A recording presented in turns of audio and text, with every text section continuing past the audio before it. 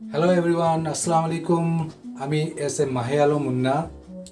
আজকে আরও একটি টেন্সের টপিক নিয়ে তোমাদের কাছে উপস্থিত হয়েছি। আজকের টপিকস পাস্ট ইনডেফিনিট টেন্স।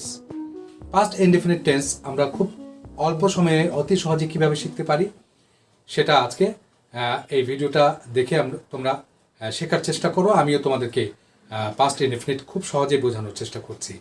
দেখো, পাস্ট ইনডেফিনিট টেন্স বলতে আমরা বুঝি যে কোনো একটি কাজ অতীতে হয়ে গিয়েছিল, মানে ঘটে গিয়েছিল, বা আমার দ্বারা তোমার দ্বারা কারো দ্বারা একটি কাজ ঘটেছিল, মানে কোনো একটি কাজ আমার দ্বারা তোমার দ্বারা হয়ে গিয়েছিল, এইরকম কিছু। যেমন মনে করো যে আমি গতকাল রংপুরে গিয়েছিলাম, সে আমাকে গত রাতে ফোন দিয়েছিল।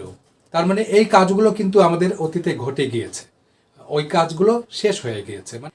অর্থাৎ কোনো একটি কাজ আমার দ্বারা তোমার দ্বারা হয়েছিল বা হয়ে গিয়েছিল এমন যদি বোঝানো হয় বা ঘটেছিল, এগুলোর ক্ষেত্রে কিন্তু পাস্ট ইনডেফিনিটে আমরা স্ট্রাকচার তৈরি করে সেন্টেন্স বেশি বেশি করে আমরা লেখে লেখে প্র্যাকটিস করব এবং স্পিকিংয়ে ফ্লুয়েন্সি আনার জন্য বারবার বলার চেষ্টা করব। তো পাস্ট ইনডেফিনিটে আমরা কিভাবে কথাটা বাংলায় আমরা বলবো, কিভাবে চিনবো কোন ক্রিয়া কি ক্রিয়া শেষে কী থাকে, এগুলো আমাদেরকে জানা দরকার। যেমন মনে করো যে আমি 2 বছর আগে ভারতে গিয়েছিলাম। দেখো, গিয়েছিলাম লাম। তারপরে গতকাল তিনি আমাকে ফোন করেছিলেন, ছিলেন। অর্থাৎ গতকাল আমাকে ফোন করা হয়েছিল, কারো দ্বারা কেউ আমাকে ফোন করেছিল, এটিও অতীত হয়ে গেছে। 2 বছর আগে ভারতে গিয়েছিলাম, এটিও অতীত হয়ে গিয়েছে। অর্থাৎ অতীতে কোনো একটি কাজ ঘটে গিয়েছে, সেখানে আমরা এই ধরনের কথা বলার সময় দেখা যায় যে যে আমি গান গাইলাম, সে গান গাইলো, তুমি গান গাইলে, আমরা গান গাইলাম, তারা গান গাইলো। হ্যাঁ, এইভাবে দেখা যাচ্ছে যে লো লাম লেন এই ধরনের একটা ক্রিয়া পাচ্ছি। আমি গান গাইলাম, আমি গতকাল একটি গান গাইলাম। I sang a song yesterday. গতকাল একটি গান গেয়েছিলাম, বোঝা যাচ্ছে যে একটি কাজ গতকাল সংঘটিত হয়েছিল আমার দ্বারা। আমি একটি গান গেয়েছিলাম, আমি একটি গান গাইলাম। বিশেষ করে লো লাম লেন এটাকে তোমরা বেশি প্রাধান্য দিবে। গেয়েছিলাম এটা না ধরে, বা এসেছিল না ধরে, সে আসলো, সে গেল, আমি গাইলাম, তুমি গাইলে, আমরা গাইলাম, তারা গাইলো। অর্থাৎ তিনি বললেন, এই লো লাম লেন এটিকে প্রাধান্য দিয়ে এটিকে ধরেই আমরা কিন্তু স্ট্রাকচার তৈরি করে বেশি বেশি করে ইংরেজিতে কথা বলার চেষ্টা করব। যেমন আমি তোমাদেরকে এখন বোঝানোর চেষ্টা করি। যেমন আমি একটি গান গাইলাম, অর্থাৎ গতকাল হোক বা যখনই হোক আমি একটি গান গেয়েছিলাম, এটা বোঝা যাচ্ছে যে একটি গান গাওয়ার কাজটি শেষ হয়ে গিয়েছিল, বা গান গাওয়ার কাজটি শেষ হয়ে গেছে। অর্থাৎ আমি একটি গান গাইলাম, আই স্যাং এ সং। আমরা একটি গান গাইলাম, I sang a song, we sang a song. অর্থাৎ আমরা একটি গান গেয়েছিলাম বা আমি একটি গান গেয়েছিলাম, কোনো একটি কাজ সংঘটিত হয়েছিল কোনো একটি সময়ে, অর্থাৎ কাজটি অতীত হয়ে গেছে। তাহলে আমি একটি গান গেয়েছিলাম গত রাতে বা গতকাল, I sang a song last night বা ইয়েস্টারডে। আমরা গান গেয়েছিলাম গত সপ্তাহে, we sang song last week. অথবা তিনি আমাকে ডেকেছিলেন, হি কল্ড মি, তিনি আমাকে ডেকেছিলেন। অর্থাৎ সেটা গতকাল হতে পারে, গত মাসে হতে পারে, অর্থাৎ কয়েক বছর আগেও তিনি আমাকে ডেকেছিলেন, এই অর্থে আমরা পাস্ট ইনডিফিনিটে অনুবাদ করব। তাহলে আমি গান গাইলাম, আমরা গান গাইলাম, তুমি গান গাইলে, আপনি গান গাইলেন, তুমি তারা গান গাইল বা সে গান গাইল, তিনি গান গাইলেন। তাহলে লো লাম লেন এগুলোর জন্য পাস্ট ইনডিফিনিটে আমরা স্ট্রাকচার তৈরি করব কিভাবে? সাবজেক্টের পরপরই কিন্তু আমরা ভার্বের দ্বিতীয় রূপ অর্থাৎ পাস্ট ফর্ম ইউজ করব, তারপরে অবজেক্ট। এগুলোর ক্ষেত্রে আমরা যদি নেগেটিভ করতে চাই, পজিটিভে কিন্তু আমরা সাবজেক্টের পরপরই ভার্বের দ্বিতীয় রূপ, তারপরে অবজেক্ট রাখলাম। নেগেটিভে তাহলে কি হবে? আমি গতকাল গান গাইনি, অথবা আমি গতকাল গান গাইলাম না। এরকম যদি হয় তাহলে আমরা নেগেটিভে কি করব? সাবজেক্টের পরপরই ডিড নট, তারপরে ভার্বের প্রেজেন্ট ফর্ম, ভার্বের বেস ফর্ম ইউজ করে তারপরে অবজেক্ট। যেমন আমি গতকাল গান গাইলাম না বা gynae, I did not sing song yesterday, I didn't Singh song yesterday. অর্থাৎ সাবজেক্টের পরে ডিড নট, ডিড নটের পরে ভার্বের প্রেজেন্ট ফর্ম, তারপরে কিন্তু অবজেক্ট ব্যবহার করব। প্রশ্নবোধক কীভাবে করব? ওই আমরা জানি যে প্রশ্নবোধক করার জন্য সাবজেক্টের পূর্বে আমরা অক্সিলারি ভার্ব নিয়ে আসবো। তাহলে গতকাল কি আমি গান গেয়েছিলাম? Did I sing song last night বা লাস্ট ইয়েস্টারডে? গত রাতে বা গতকাল আমি কি গান গেয়েছিলাম? Did I sing song yesterday? Did I sing song last night? প্রশ্ন করলাম, তাহলে কি স্ট্রাকচারটা কি হলো? ডিড, তারপরে সাবজেক্ট, তারপরে ভার্বের প্রেজেন্ট ফর্ম, তারপরে অবজেক্ট দিয়ে প্রশ্ন চিহ্ন। আমরা নট অফ ইন্টারোগেশন লিখবো, আর বলার সময় প্রশ্ন করার মতোই প্রশ্ন করব।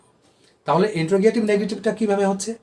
যে আমি কি গতকাল গান গাইনি? আমি কি গতকাল গান gynae? Did I not sing song yesterday? Did I not sing song yesterday? আমি কি গতকাল গান গাইনি? অর্থাৎ ডিড দেওয়ার পরপরই সাবজেক্ট, তারপরে কিন্তু ভার্বের present form did I not, অর্থাৎ সাবজেক্টের পরপরই ডিডের পরপরই সাবজেক্ট, ডিড তারপরে সাবজেক্ট, তারপরে নট, তারপরে ভার্বের প্রেজেন্ট ফর্ম। ভার্বের প্রেজেন্ট ফর্মের পরপরই আমরা কিন্তু অবজেক্ট ব্যবহার করব এবং নট অফ ইন্টারোগেশন ইউজ করব। আচ্ছা, এখানে একটা ব্যাপার হলো, পাস্ট ইনডিফিনিটে আমরা জানলাম যে লো, লাম, লেন এরকম হলেই কিন্তু আমরা এইভাবে স্ট্রাকচারটা তৈরি করব। কিন্তু অনেক সময় দেখা যায় যে অতীতের অনেক কথাকে আমরা কিন্তু এইভাবে বলি যে আমি প্রতিদিন কোরআন শরীফ পড়তাম। এই ঘটনাও কিন্তু অতীতে ঘটতো আমার দ্বারা, যে প্রতিদিন আমি কোরআন শরীফ পড়তাম। এই ক্ষেত্রে তাহলে আমি কি করব? লো, লাম, লেনের ক্ষেত্রে তো আমরা জানি যে ভার্বে দ্বিতীয় রূপ, কিন্তু তো তাম যদি হয়ে যায়, যে আমি পড়তাম, তুমি পড়তে, তিনি পড়তেন, এগুলো যদি হয় তাহলে আমরা কি করব? খুব সহজ, সাবজেক্টের পর, যে কোনো সাবজেক্টের পরপরই আমরা কিন্তু ইউজ টু ব্যবহার করতে পারি। এখানে সাবজেক্টের পরপরই ইউজ টু ব্যবহার করেই ভার্বের প্রেজেন্ট ফর্ম ইউজ করতে হবে। যেহেতু ইউজ টু চলে আসছে এবং ইউজকে ইউজড করে ফেলেছি, সেজন্য সাবজেক্টের পরপরই আমরা ইউজড টু ব্যবহার করেই আমরা ভার্বের প্রেজেন্ট ফর্ম নিয়ে আসবো, তারপরে কিন্তু অবজেক্ট। যেমন আমি প্রতিদিন কোরআন শরীফ পড়তাম, প্রতিদিনের অভ্যাস ছিল দেখেই কিন্তু আমরা ইউজ টু ব্যবহার করব। মাঝে মাঝে হলে কিন্তু আমরা ইউজ টু ব্যবহার করতে পারবো না, মাঝে মাঝের ক্ষেত্রে কিন্তু উড ব্যবহার করতে হবে। তাহলে আমি প্রতিদিন কোরআন শরীফ পড়তাম বা কোরআন পড়তাম, এটার জন্য আমি কিভাবে অনুবাদ করব? এইভাবে কথা বলবো, I use to read the holy Quran বা I use to read the Quran daily বা এভরিডে। তাহলে আমরা কি করলাম? সাবজেক্টের স্ট্রাকচারটা কি হলো? সাবজেক্টের পরপরই যে কোনো সাবজেক্টের ক্ষেত্রেই আমি পড়তাম বা আমরা পড়তাম, তুমি পড়তে, সে পড়তে, তারা পড়তো, হ্যাঁ, এরকম যদি হয় তাহলে সাবজেক্টের পরপরই ইউজ টু, তারপরে ভার্বের প্রেজেন্ট ফর্ম, তারপরে আমরা অবজেক্ট ব্যবহার করব।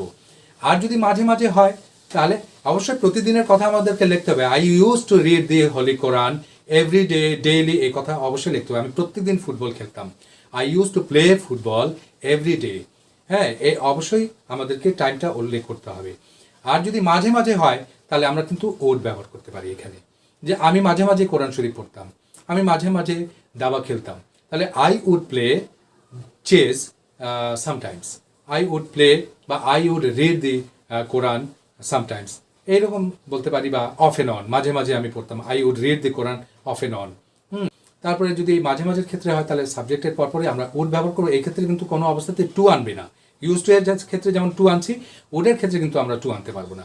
সাবজেক্টের পরপরই উড, তারপরে ভার্বের প্রেজেন্ট ফর্ম, তারপরে অবজেক্ট, তারপরে মাঝে মাঝের ইংরেজি অবশ্যই তুমি লিখতে পারো, সামটাইমস বা ভেরি অফ এন্ড অন ইত্যাদি। তো এইটা হলোই। আবার অনেক সময় অতীতের কথা এইভাবেও আমরা বলে থাকি যে আমি সে আমাকে দেখে কাঁদতে লাগলো, তো কি করবো? কাঁদতে লাগলো, আমি তাকে দেখে হাসতে লাগলাম। হ্যাঁ, তো বা সে ইংরেজি বলতে লাগলো, তো তে লাগলো, তে লাগলাম বা তে লাগলেন, এগুলোর জন্য কি করতে পারি? এগুলোর জন্য কিন্তু স্ট্রাকচারটা এইভাবেই করতে পারি আমরা, যে সাবজেক্টের পরপরই বিগ্যান টু অথবা স্টার্টেড টু, বিগ্যান টু বা স্টার্টেড টু ইউজ করে তারপরে ভার্বের প্রেজেন্ট ফর্ম, তারপর অবজেক্ট। যেমন আমি গান গাইতে লাগলাম, I began to Singh song. হ্যাঁ, সে নাচতে লাগলো, হ্যাঁ, বা হি বা সি যেটাই হোক, he began to dance, she began to dance. এভাবে করে কিন্তু আমরা যেমন সাবজেক্ট, তাহলে স্ট্রাকচার কি? সাবজেক্টের পরে বিগ্যান টু, তারপরে ভার্বের প্রেজেন্ট ফর্ম বা স্টার্টেডের পরে তুমি ভার্বের প্রেজেন্ট ফর্ম ইউজ করতে পারো, হি বিগ্যান টু বা স্টার্টেড টু, তারপরে ভার্বের প্রেজেন্ট ফর্ম, তারপরে অবজেক্ট দিয়ে তুমি এভাবে তোমরা ইংরেজি বলতে পারবো। তো মোটামুটি এইটা হলো পাস্ট ইনডিফিনিটের একটা মোটামুটি তোমাদেরকে ধারণা দিলাম। তো আজকের ভিডিওটা তোমাদেরকে কেমন লাগলো আমাকে জানাবে। ভালো লাগলে অবশ্যই লাইক করবে আর শেয়ার করবে, অবশ্যই সাবস্ক্রাইব করতে ভুলবে না। তো আজকে এই পর্যন্ত। তোমরা ভালো থাকো, সুস্থ থাকো। আল্লাহ হাফেজ।